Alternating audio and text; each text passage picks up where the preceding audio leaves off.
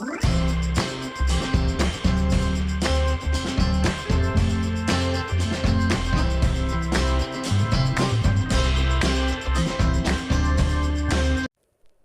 kaya na habang nasa Israel, sina Rayber Cruz at Julian San Jose ay naisipang mag-propose ng aktor sa girlfriend? Ito ang isa sa mga itinanong ni Boy Abunda kay Rayber sa guesting ng Juliverse sa kanyang GMA show. Ikaw, Rayber, hindi ka ba nakaisip na mag-propose? Somebody said that in your group. Hindi ka ba naghanap ng pari?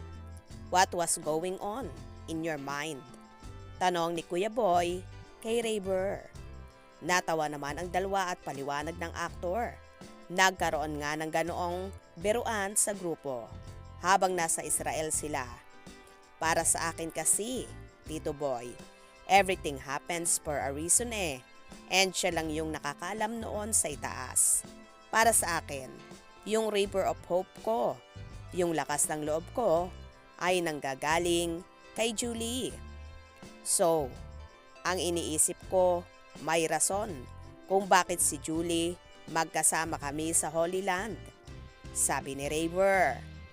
Pero hindi namin kinaya ang sumunod na sinabi ng aktor. And for me, mind, body and soul, kasal na ako sa kanya. Sad ni Rayber at napasmile naman si Julian. Hirit pa ng aktor kay Kuya Boy. Kukunin daw nilang ninong ang TV host.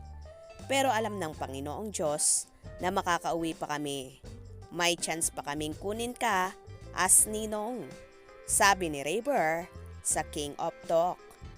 Ang lakas ng tawa ni na Julian at Kuya Boy sa hirit ni Rayber. Well, hindi nga natuloy ang show ni na Julian at Rayber sa Israel dahil nagkaroon nga ng kaguluhan doon. Kaya naman, agad-agad umuwi ng Pilipinas ang magjowa. At ngayon ngang nasa Pilipinas na ang lovebirds.